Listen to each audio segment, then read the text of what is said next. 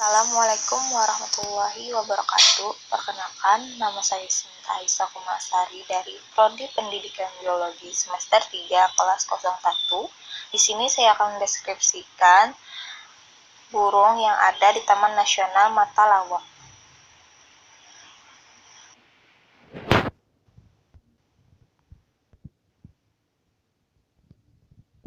Indonesia merupakan negara mega biodiversity yang dikaruniai dengan salah satu hutan tropis yang luas dengan tingkat keunikan ekologi yang sangat tinggi.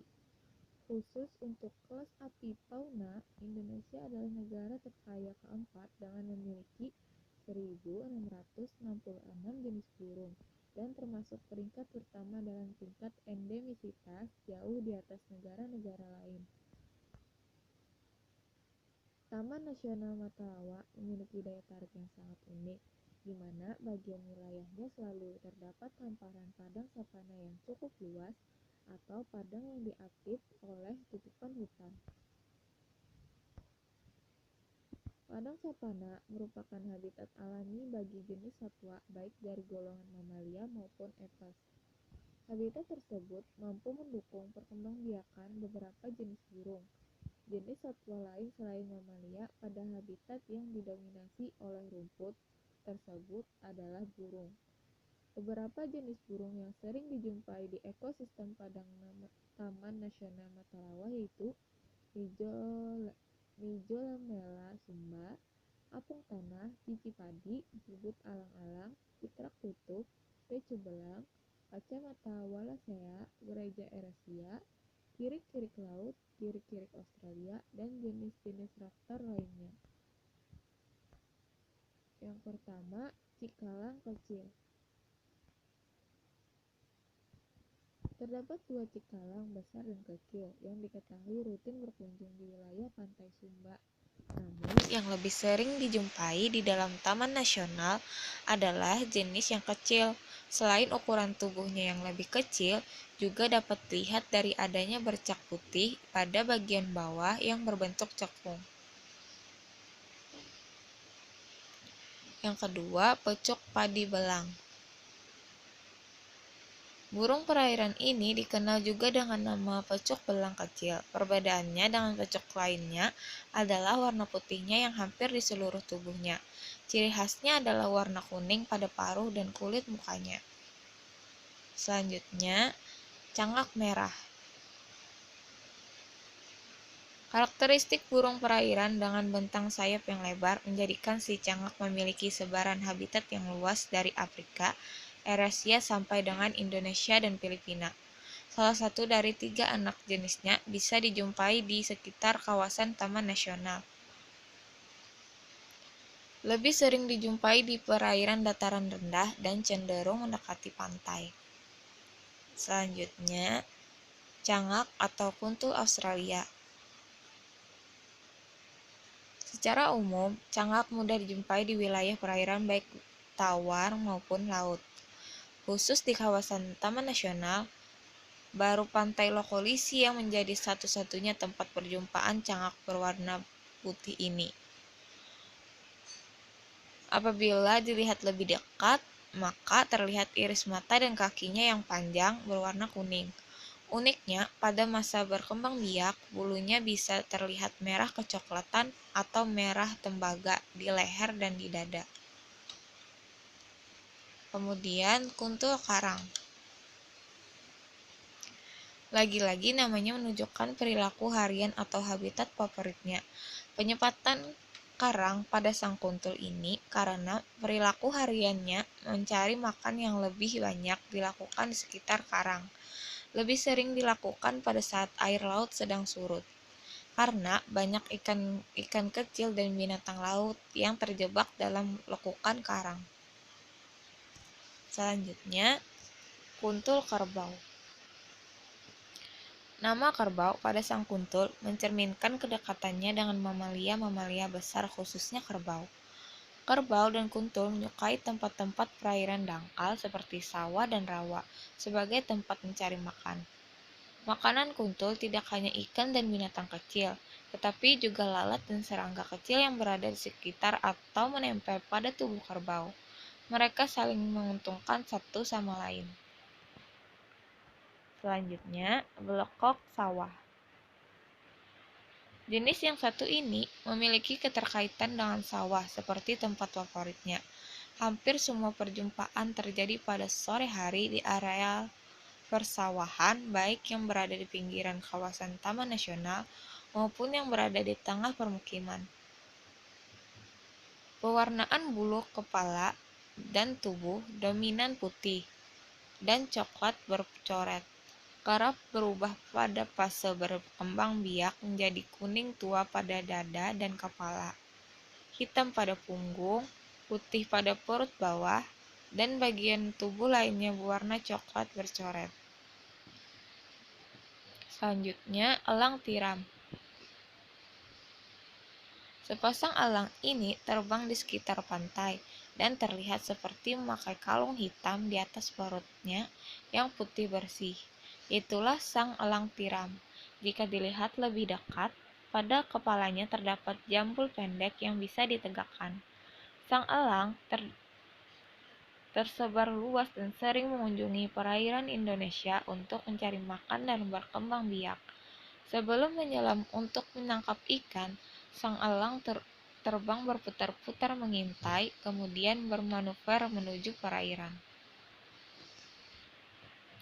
Baja Pasifik. Baja Pasifik termasuk raptor di Unal atau yang lebih sering aktif di siang hari. Raptor ini menetap di wilayah Maluku, Nusa Tenggara, dan Papua. Di Sumba seringkali terlihat di pinggiran hutan yang tidak terlalu rapat tajuknya, seperti di hutan Laau. Raptor yang berjambul ini suka mengamati mangsanya dari tempat bertengger di ranting pohon. Warna dada abu-abu dan perutnya putih dengan garis-garis. Matanya berwarna kuning keemasan. Selanjutnya, sikep madu Asia. Raptor atau burung pemangsa ada yang menetap dan berpindah. Kata madu yang disematkan pada namanya karena ia sering memakan madu, memburu tawon, lebah, serangga, reptil, mamalia kecil, dan bahkan buah-buahan. Sikep madu Asia termasuk yang ikut migrasi saat musim dingin di belahan bumi utara seperti Asia, Jepang hingga Rusia, sekitar bulan Oktober sampai November. Di hutan Vila dan Frankarea beberapa kali terlihat terbang berputar dan jarang terlihat bertengger. Selanjutnya, burung elang tikus. Target buruan utama burung pemangsa ini jelas yaitu tikus. Namun, seringkali ia juga memangsa kadal, ular, serangga, serta anak burung lainnya. Sering terlihat bertengger di tajuk pohon, sedang mengamati tikus di savana, pinggir hutan, dan lahan pertanian. Selanjutnya, elang paria. Mudah dikenali saat terbang karena memiliki ekor bercabang membentuk huruf V yang khas. Tubuhnya berwarna gelap kecoklatan atau kehitaman dengan muka berwarna lebih pucat. Jenis raptor ini tersebar luas dari Afrika, Eropa, hingga Australia. Burung ini lebih banyak dijumpai di dekat pemukiman dan wilayah pinggir hutan seperti Malinjak, Tanah Modu, dan Dasa Elu. Selanjutnya, elang bondol. Menatap langit di Sumba, kerap kali akan mendapati elang bondol yang terbang dengan tenang. Maskot DKI Jakarta ini umum ditemukan di habitat hutan, padang, lahan budidaya sampai di permukiman penduduk. Anak ayam yang berkeliaran seringkali menjadi incaran burung pemangsa ini. Raptor ini tersebar di seluruh Nusantara dari Sumatera sampai Papua. Elang bondol mudah dikenali dengan ciri kepala sampai perut berwarna putih, sementara lainnya coklat sampai coklat tua. Saat terbang, ujung sayapnya terlihat menjari dan berwarna hitam. Kemudian, elang rawa tutul. Saat bertengger, tubuh tampak tegak dan kaki tampak panjang dan ramping. Tubuh bagian bawah abu-abu kebiruan dan merah karat dengan total putih. Ia mendiami habitat savana, padang rumput dengan sedikit pohon, lahan pertanian sampai ketinggian 1000 meter dan secara umum menghindari daerah perairan. Alap-alap sapi. Saat terjadi kebakaran di padang, seringkali mengundang burung-burung pemangsa untuk berpesta. Serangga berterbangan dan tikus keluar dari sarangnya, siap jadi santapan raptor. Alap-alap sapi biasanya mengamati dulu mangsanya dari tempat bertengger, kemudian muncul menangkap buruan dengan kaki yang dibawa kembali bertengger. Kemudian alap-alap kawah. Salah satu raptor yang cantik. Ciri khasnya adalah warna bulu yang hitam hingga ke muka dengan pangkal paruh warna kuning. Betina lebih besar daripada jantan. Pada fase remaja, bulu kecoklatan dengan coretan pada perut. Habitatnya adalah daerah terbuka, peralihan hutan, dan padang alang-alang atau semak, terutama yang terdapat dinding batu yang terjal vertikal. Selanjutnya, belibis kembang. Di antara keluarga Anatidae atau itik-itikan, si belibis ini yang paling susah dan jarang dijumpai dalam koloni-koloni itik yang saling berbaur dengan jumlah yang banyak. Hanya terdapat sedikit saja individu si belibis. Perjumpaannya baru terjadi di bagian selatan Taman Nasional, tepatnya Danau Paji Kondomaloba. Si belibis ini relatif lebih panjang dari keduanya. Bulu-bulu putih cukup kontras di sayapnya walaupun sedang tertutup. Kemudian itik benjut. Susah gampang untuk menjumpai dan mengenali si benjut ini, yakni di perairan tawar sekitar pantai Lokolisi, Tanamodu, dan Danau Paji Kondamaloba. Pun saat sudah di benjut spot, kita masih harus jeli membedakan antara si benjut dan burung air lainnya, karena terkadang koloni-koloni burung air dengan pewarnaan tubuh yang mirip tersebut berbaur satu sama lain. Selanjutnya, itik alis. Itik alis dikenali dari badannya yang coklat kehitaman dan alis yang putih. Di bagian sayap terdapat warna hijau tua, sayap bagian bawah berwarna putih, dan ujungnya hitam, jelas terlihat saat terbang. Selanjutnya, gosong kaki merah. Burung yang seperti ayam berjambul ini termasuk kelompok burung yang meletakkan telurnya di dalam tanah. Sarangnya berupa gundukan tanah yang tersusun atas tanah serasa dan relatif kecil. Sang gosong lebih sering terlihat mencari makan dan berjalan cepat di lantai hutan. Ia memiliki dua variasi suara yang kerap terdengar di pagi hari dan sore hari. Selanjutnya, puyuh coklat. Si puyuh ini bersarang di permukaan tanah dalam semak-semak atau padang alang-alang. Makanan favoritnya biji-bijian dan serangga-serangga kecil. Sayapnya yang relatif kecil mampu menjadi senjata untuk melarikan diri, walaupun hanya terbang dengan jarak pendek. Tidak disangka si puyuh coklat ini mampu hidup pada berbagai level ketinggian suatu wilayah.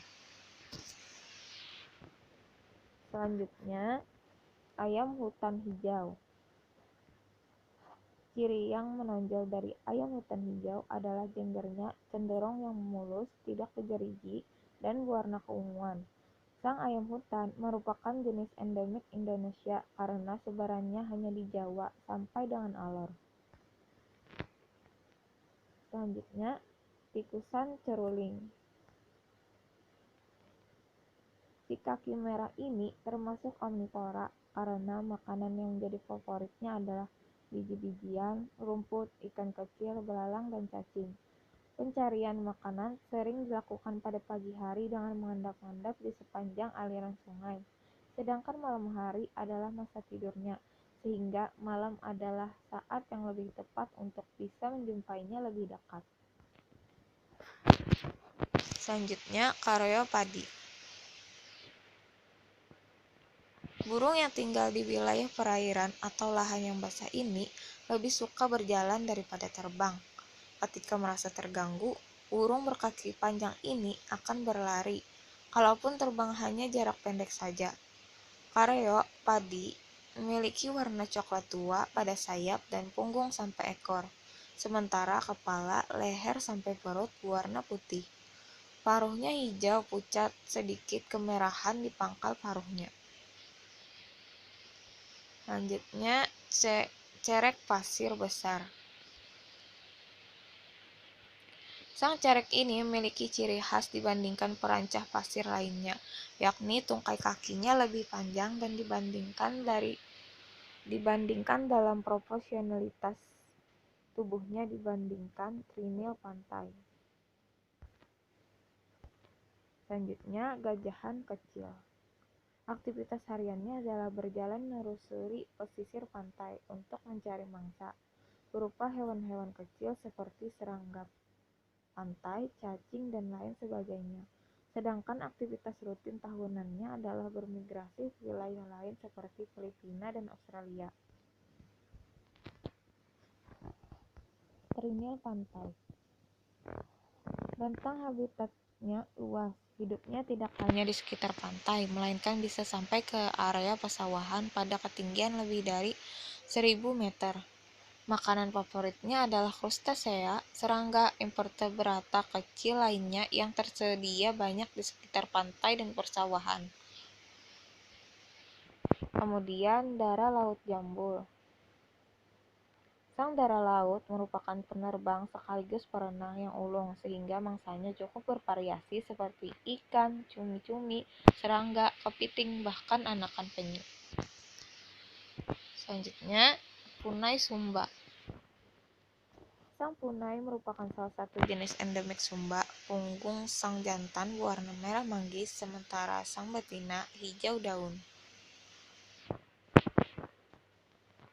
Walik rawa manuk. Agak sulit ditemukan karena suka menempati tajuk pohon yang tinggi. Makanan utamanya buah dan biji-bijian seperti kadauki, malihi, tera, dan pidi. Burung yang berukuran cukup besar ini pernah tercatat di wilayah hutan Bila, Udi Pandak, Mahaniwa, Paumbapa, dan Wangameti. Selanjutnya, walik kembang. Kepalanya yang putih dengan tengkuk hitam menandai walik kembang ini sepejantan. Walik kembang betina seluruh tubuhnya hijau. Jika dilihat dari bawah, jenis walik kembang memiliki ekor warna merah lembayung dan perut bawah kekuningan. Makanan utamanya buah dan biji-bijian seperti biji beringin.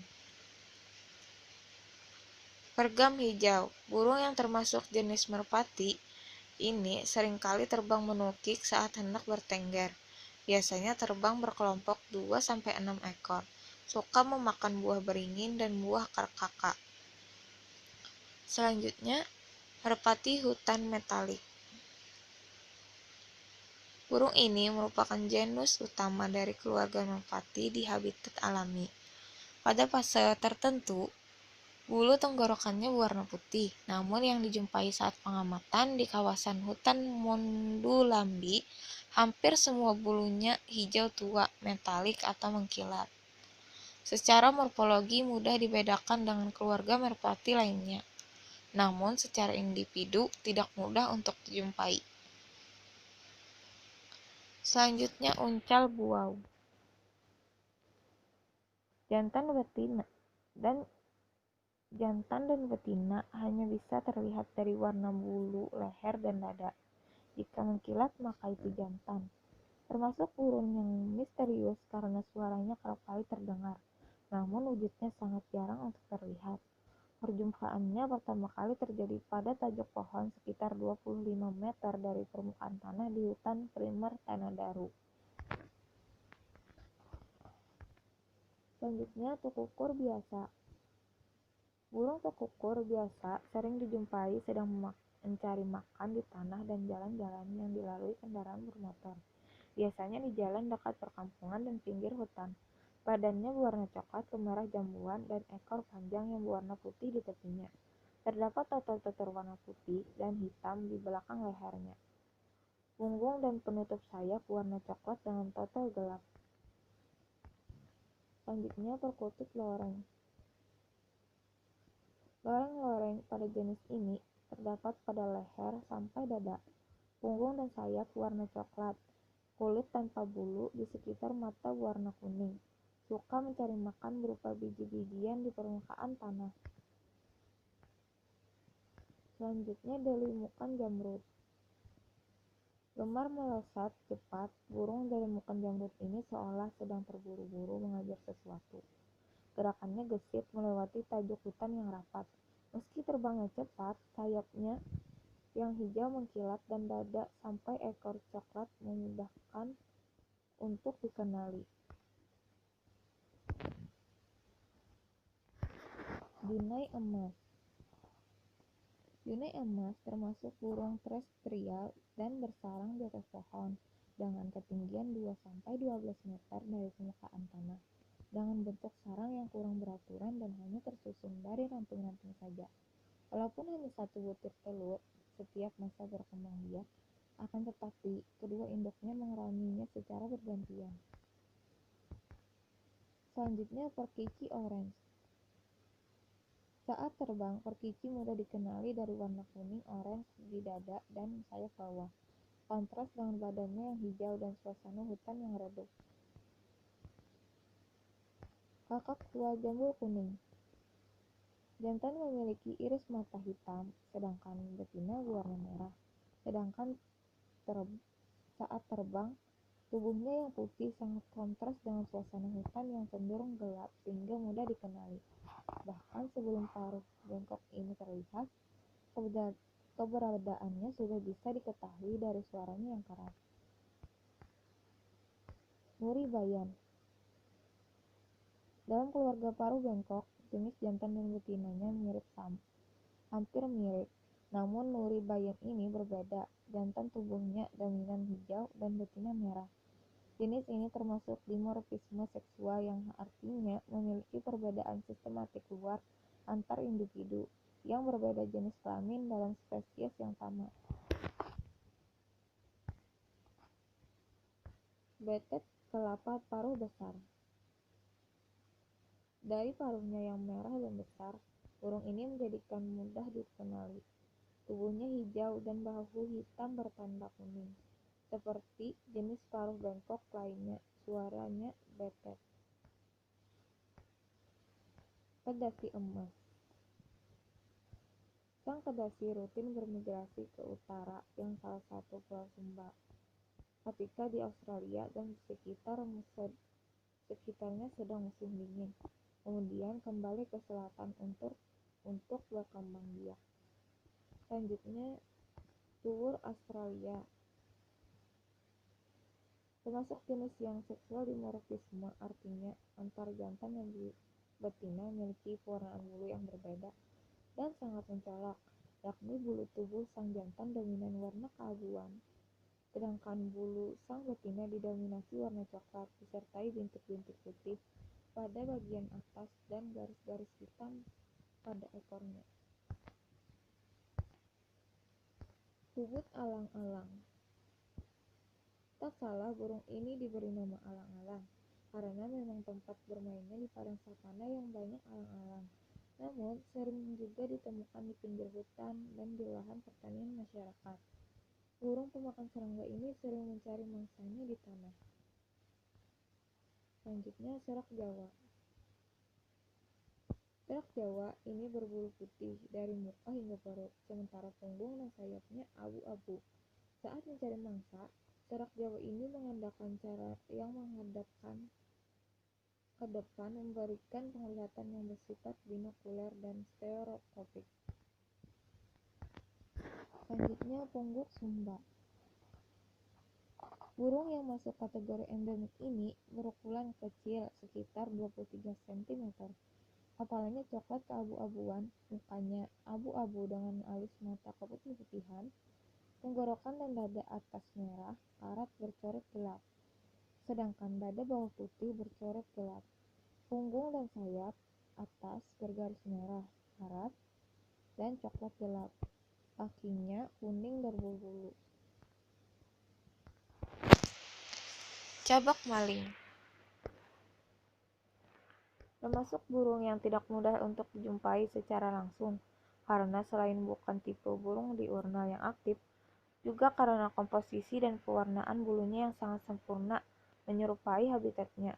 Akan tetapi kita bisa menyimak suara saja yang sayup-sayup terdengar pada petang hingga dini hari. Apabila dilihat lebih seksama, maka iris matanya berwarna coklat dan kaki coklat keabu-abuan. Selanjutnya, walet sapi.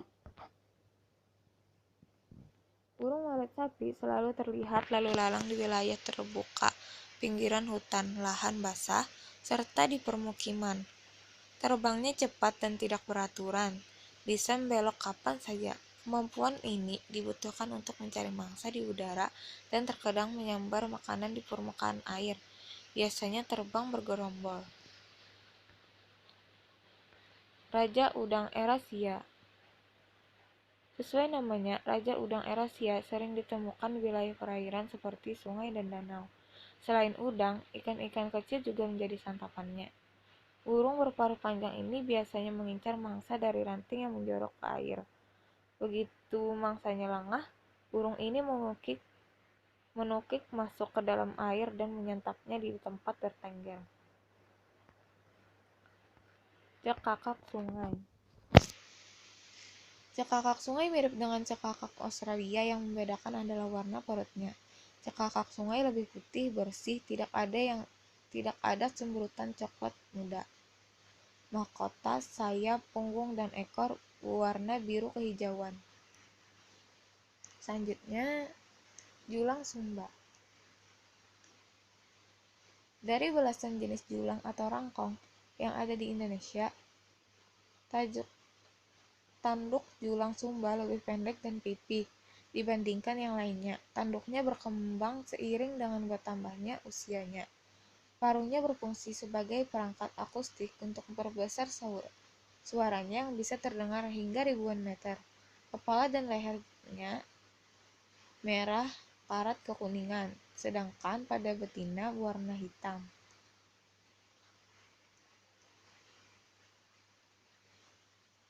Sekian deskripsi burung yang ada di Taman Nasional Matalawa.